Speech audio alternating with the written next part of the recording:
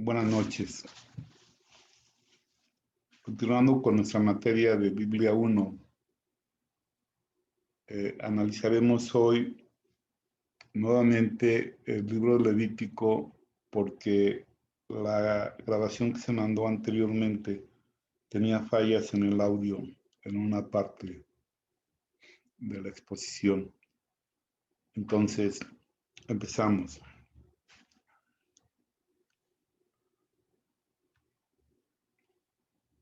Levítico es el tercer libro de la Biblia, forma parte de los 5 libros del Pentateuco. Ven aquí el número de capítulos y de versículos para quienes aprecian las estadísticas. Aunque debemos recordar que la Biblia de manera original no fue escrita con las divisiones que nosotros hoy tenemos, pero hoy nos ayudan a ubicar pasajes, historias, etc. El propósito del libro es escribir un manual para los sacerdotes, los levitas, en el que se especifican sus deberes sacerdotales en la adoración y también una guía de vida santa para los hebreos, para el pueblo de Israel.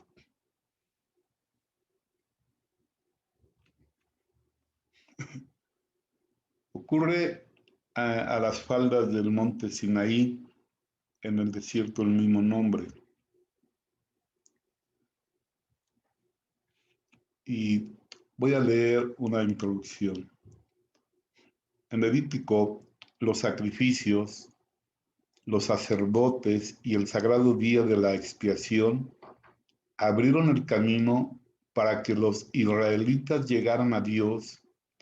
Y esto es algo muy importante porque tiene, digamos, la implicación de un protocolo, de un sistema para que un pueblo pecador pudiera acercarse a Dios. El apóstol Pablo dice en el capítulo 2 de la epístola de los Efesios que Cristo, por medio de su obra completa, nos acercó a Dios, nos hizo cercanos a Dios. Y en el capítulo 10 de la epístola a los Hebreos, en el versículo 19, se dice que esto que aquí era como una sombra, como un modelo de un recorrido o el inicio del recorrido de un camino para acercarnos a Dios, la obra de Cristo la consumó de tal manera que dice el versículo 19 que nosotros tenemos, o más bien como un participio, teniendo libertad para entrar en el lugar santísimo, hasta el mismo lugar santísimo. Teniendo libertad para entrar en el lugar santísimo. Por la sangre de Cristo, por el camino nuevo y vivo que Él nos abrió a través del velo que representaba su cuerpo. Por eso cuando Cristo muere, lo describe el evangelista Mateo en el capítulo 27, verso 51 de esta manera. Enseguida de que Cristo murió, dice, y el velo del templo se rasgó de arriba abajo. Cuando el cuerpo de Cristo era vencido por la muerte en la cruz, ese velo se rasgó de arriba abajo, como indicando que estaba abierto el camino y que empezaba un nuevo tipo de relación con Dios. Al final del capítulo 6 de la epístola a los Hebreos se nos dice que Cristo entró en el santuario celestial y que entró al lugar santísimo como precursor nuestro. Porque Él entró primero, nosotros ahora podemos entrar confiadamente por el camino nuevo y vivo que Él nos abrió. Pero el libro de Levítico nos muestra un camino por medio del cual el pueblo de Israel podía acercarse a Dios a través de intermediarios y de un ritual, un protocolo. El pueblo de Dios tenía que adorarlo también con sus vidas.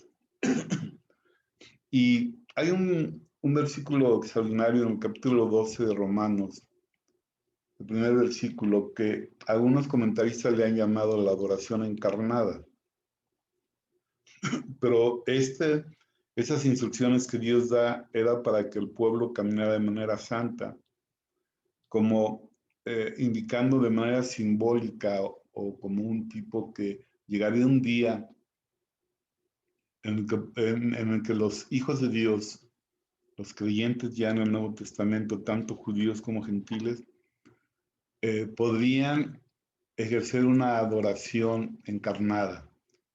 Y allá dice, el apóstol Pablo hace un ruego, habiendo hablado antes de las misericordias, dice, os ruego pues por las misericordias de Dios, que presentéis vuestros cuerpos como un sacrificio vivo, santo, agradable a Dios, y esto es vuestro culto racional.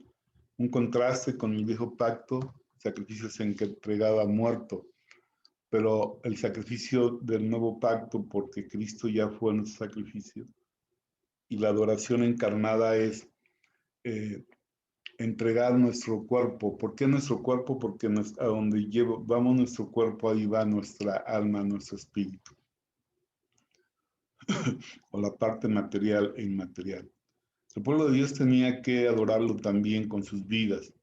Por eso leemos las leyes de pureza, ahí viene la porción del libro, y reglas para la vida diaria concernientes a las responsabilidades familiares, la conducta sexual, las relaciones, la mundanalidad,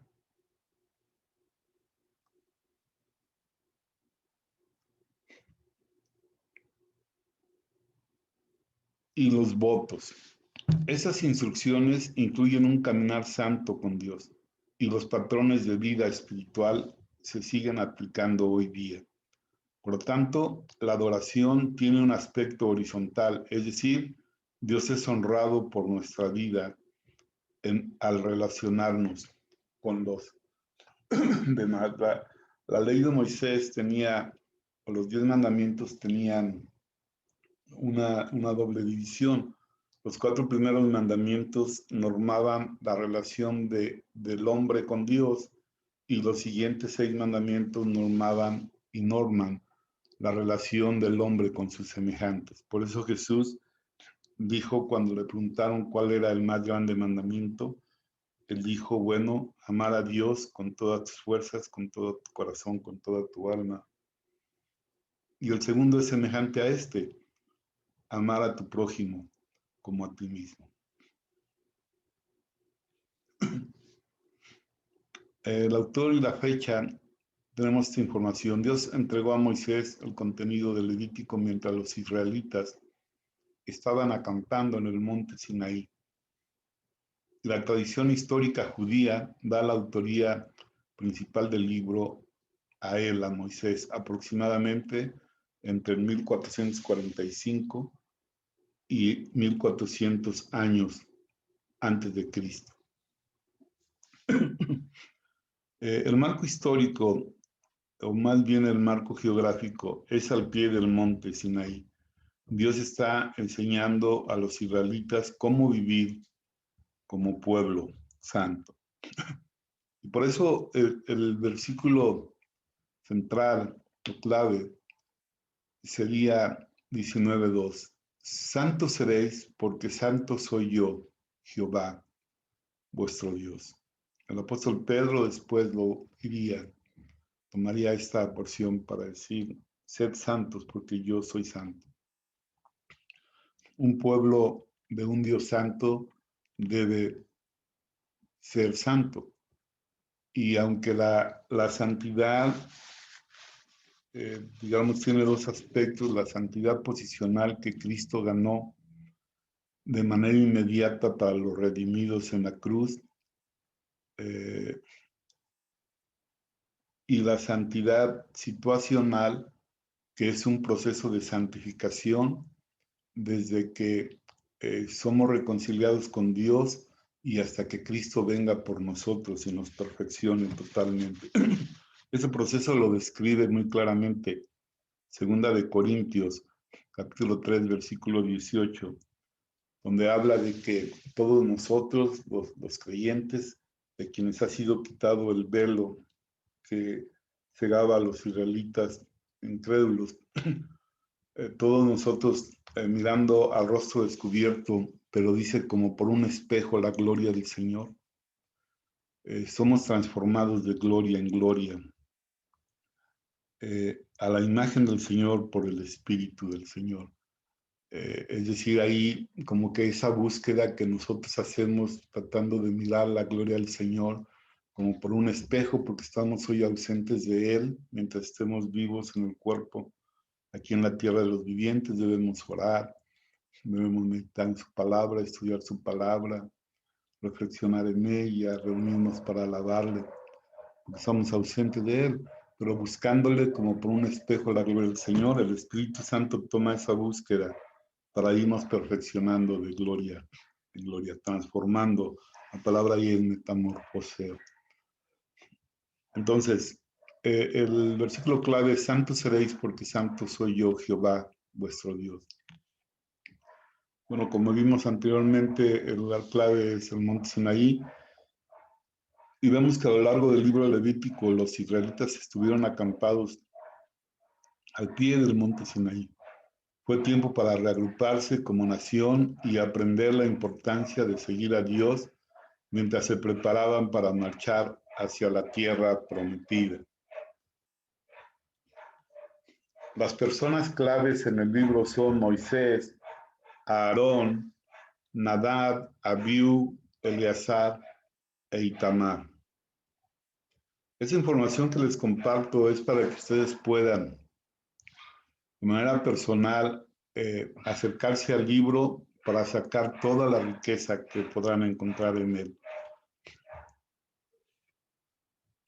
El libro tiene un rico aporte teológico, la expiación, es decir, el cubrir los pecados. También aspectos de salud somática, de salud física, salud para el cuerpo, los sacrificios, las ofrendas, la santidad, los levitas y la adoración.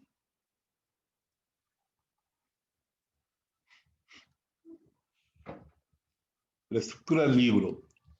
Toma en cuenta las numerosas regulaciones relacionadas directamente al tabernáculo. Ahí vienen los capítulos.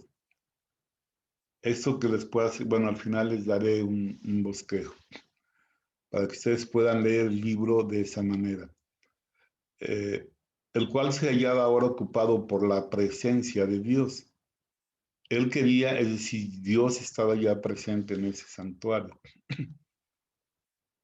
Él quería que su pueblo presentara sus sacrificios de forma correcta. Ahí vienen las porciones. Que estableciera y mantuviera el sacerdocio de una manera específica y que diferenciara cuidadosamente entre lo que era ritualmente puro e impuro ante sus ojos. El código de santidad abarca todo, desde la conducta sexual hasta el castigo a los delitos serios contra la observancia religiosa. Este será el bosquejo. La tarea que ustedes deben ejecutar para esta clase es leer el libro completo en base a este bosquejo. El bosquejo viene seccionado de manera temática y el tema viene delimitado. Por ejemplo, las leyes del sacrificio están del capítulo 1 al 7:38.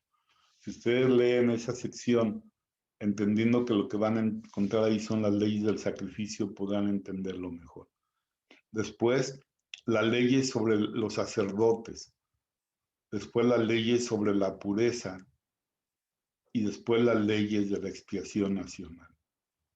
Esto forma la primera parte de la estructura del libro. La segunda parte son las leyes de un andar aceptable con Dios. El apóstol Pablo divide su epístola a los Efesios en una parte, digamos, teórica en la que muestra la posición que Cristo ganó para nosotros y lo utiliza para entregarnos una bellísima secuencia para un culto cristiano. Y va del capítulo 1 hasta el capítulo 3, 21. Y en la segunda parte de la epístola de la parte práctica, y empieza el capítulo 4 diciendo: yo pues preso en el Señor, os ruego que andéis como es digno de la vocación con que fuisteis llamados. Y empieza a hablar acerca de la conducta en la iglesia, en la iglesia, en la vida moral, en el matrimonio, en la familia y aún en el aspecto laboral. Y finalmente, a partir del 6:10, habla acerca de la lucha espiritual. Entonces aquí vienen las leyes de la santificación. Ese es el tema de esa sección. Las leyes de la santificación para el sacerdocio, las leyes de la santificación en la adoración, las leyes de la santificación en la tierra de Canaán y las leyes de la santificación mediante los votos. Entonces, esa es la tarea para ustedes. Voy a compartir un video.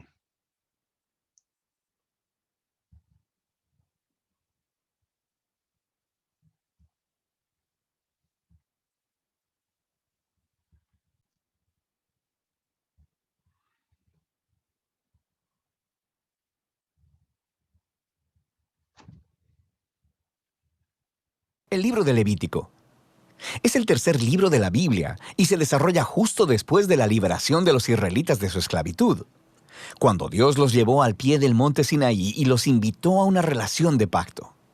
Ahora, ellos rápidamente se habían rebelado y quebrantado ese pacto, y Dios quería que su gloriosa presencia viniera y viviera justo en medio de Israel mediante su tabernáculo.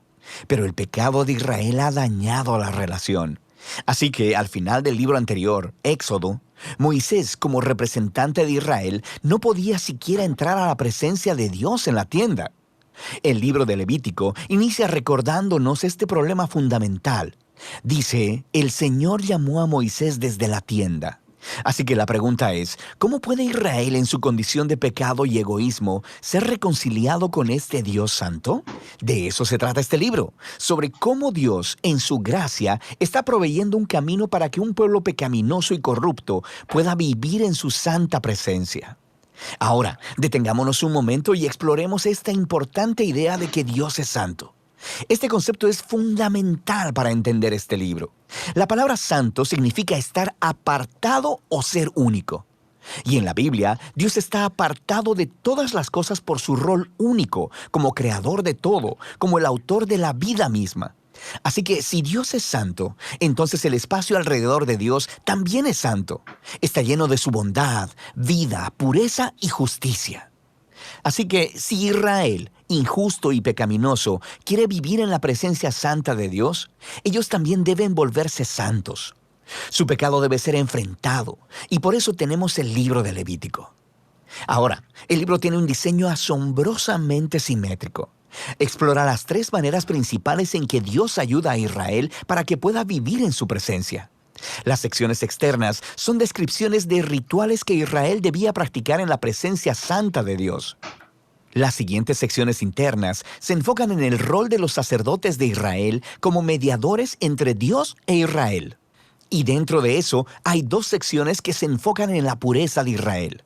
Y luego, justo en el centro del libro, hay un ritual clave, el Día de la Expiación, el cual provee unidad a todo el libro. El libro concluye con una breve sección donde Moisés llama a Israel a ser fiel a este pacto. Vamos a profundizar en el contenido del libro. La primera sección explora los 5 tipos principales de sacrificios rituales que Israel debía llevar a cabo. 2 de ellos eran maneras de cómo un israelita podía dar las gracias a Dios al ofrecerle de vuelta un obsequio simbólico de lo que Él le había dado primero. Los otros 3 sacrificios eran diferentes maneras de pedirle perdón a Dios. Así que aquí el israelita ofrecería la sangre de un animal mientras confiesa que su pecado ha aumentado el mal y la muerte en el mundo bueno de Dios. Pero Dios, en lugar de destruir a esta persona, por supuesto que quiere perdonarla. Así que el animal muere simbólicamente en su lugar y hace expiación, lo que significa que cubre su pecado. De manera que a través de estos rituales, los israelitas eran constantemente recordados de la gracia de Dios, pero también de su justicia y de la seriedad de su propia maldad y las consecuencias. El segundo grupo de rituales establecen las 7 fiestas anuales de Israel, y cada una de ellas cuenta una parte diferente de la historia sobre la manera en que Dios los redimió de la esclavitud en Egipto y los llevó a través del desierto hacia la tierra prometida. Y al celebrar estas fiestas de manera regular, Israel recordaría quién era y quién era Dios para ellos. Ahora, la sección sobre los sacerdotes de Israel. Aquí tienes a Aarón y a sus hijos, consagrados para entrar a la presencia de Dios en representación de Israel. Y luego, en esta sección correspondiente, encontramos los requisitos para ser sacerdotes. Los sacerdotes eran llamados a tener el nivel más alto de integridad moral y de santidad ritual, porque ellos representaban al pueblo delante de Dios, pero también representaban a Dios delante del pueblo. Descubrimos por qué la santidad de los sacerdotes importa tanto en esta primera sección, justo después de que la familia de Aarón fuera consagrada. 2 de sus hijos entran como sin nada a la presencia de Dios y flagrantemente violan las reglas. Así que son aniquilados al instante por la santidad de Dios. Es un inquietante recordatorio de la paradoja de vivir en la presencia de un Dios santo, porque Él es pura bondad, pero se vuelve peligrosa para aquellos que se rebelan e insultan su santidad. Así que es importante que los sacerdotes de Israel sean santos, y también que todo el pueblo de Israel se santifique. Sobre esto es que tratan las siguientes secciones internas. Los capítulos del 11 al 15 tratan de la pureza ritual requerida de todos los israelitas, y los capítulos del 18 al 20 tratan de la pureza moral del pueblo. Estos conceptos son lo que está por debajo de todo este lenguaje sobre pureza e impureza. Debido a que Dios es santo y apartado, los israelitas deben estar en santidad cuando entran a su presencia. Esto se conocía como estar limpio o puro. La presencia de Dios estaba excluida para todo aquel que no estuviera en una condición de santidad. No estar en santidad se le conocía como estar inmundo o impuro. Ahora, un israelita podía volverse impuro de unas cuantas maneras. Por ejemplo, al tener contacto con fluidos corporales reproductivos, al tener una enfermedad de la piel, al tocar moho u hongos o al tocar un cadáver. Para los israelitas, todos estos elementos estaban asociados con la mortalidad, con la pérdida de vida, lo que nos lleva al simbolismo central de estas instrucciones. Te vuelves impuro cuando te contaminas al tocar la muerte, por así decirlo. Y la muerte es lo opuesto a la santidad de Dios, porque Dios, en esencia, es vida. Esto es clave. Simplemente ser impuro no era pecaminoso o malo. Tocar esta clase de cosas era algo normal de la vida diaria, y la impureza era un estado temporal. Duraba 1 o 2 semanas y luego se eliminaba. Lo que estaba mal o era pecaminoso era entrar en la presencia de Dios llevando estos símbolos de muerte e impureza sobre mi cuerpo. No hagas eso. Ahora, la última forma de volverte impuro era al comer ciertos animales, y las leyes de comida kosher se encuentran justo aquí en esta sección. Han existido muchas teorías sobre por qué ciertos animales se consideraban impuros y prohibidos, para promover la higiene o para evitar tabús culturales. El texto simplemente no es explícito, pero la idea básica de todos estos capítulos es muy clara. Todos funcionan juntos como un grupo de símbolos culturales que le recuerdan a Israel que la santidad de Dios debe abarcar todas las áreas de sus vidas. La sección correspondiente de aquí en adelante trata de la pureza moral de Israel. Los israelitas eran llamados a vivir en forma diferente a los cananeos. Debían cuidar del pobre en lugar de ignorarlo. Debían tener un alto nivel de integridad sexual y debían promover la justicia a través de toda su tierra. Ahora, aquí en el centro del libro nos encontramos con una larga descripción de una de las fiestas anuales de Israel, el Día de la Expiación. Probablemente, no todo pecado y rebelión de los israelitas sería cubierto a través de los sacrificios individuales. Así que una vez al año, el sumo sacerdote tomaría 2 machos cabríos, Uno de ellos sería ofrenda de purificación para expiar los pecados del pueblo, y el otro se llamaba el macho cabrío expiatorio. El sacerdote confesaría los pecados de Israel y simbólicamente pondría su mano sobre este macho cabrío y luego sería enviado al desierto. De nuevo, esta es una imagen muy poderosa del deseo de Dios de que el pecado y sus consecuencias fueran quitados de entre su pueblo, de modo que Dios pueda vivir en paz con ellos. El libro concluye con Moisés llamando a Israel a ser fiel a todos los términos del pacto, y él describe las bendiciones de paz y abundancia que vendrán como resultado de Israel obedecer todas estas leyes. Él también les advierte que si son infieles y deshonran la santidad de Dios, resultará en desastre y eventualmente en exilio de la tierra prometida a Abraham. Ahora, si quieres ver cómo Levítico encaja con la gran narrativa, es útil mirar la primera oración del siguiente libro de la Biblia, Números. Comienza diciendo que Dios le habló a Moisés en la tienda. Así que podemos ver que Moisés ahora es capaz de entrar a la presencia de Dios en nombre de Israel. El libro de Levítico funcionó.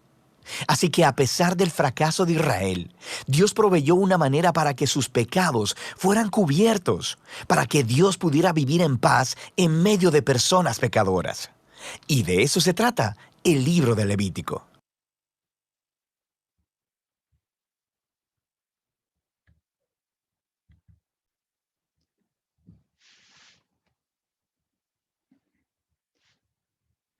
Bien, hermanos, entonces esta ha sido la vista panorámica al libro de Levítico. Se quedan ustedes con el bosquejo temático para que puedan ustedes acercarse al libro, y les aseguro que su lectura temática será de gran ayuda para que ustedes puedan entender mejor este libro y puedan ser inquietados a profundizar en un estudio eh, más exhaustivo del libro. Gracias, Dios les bendiga, nos vemos la próxima semana, Dios mediante.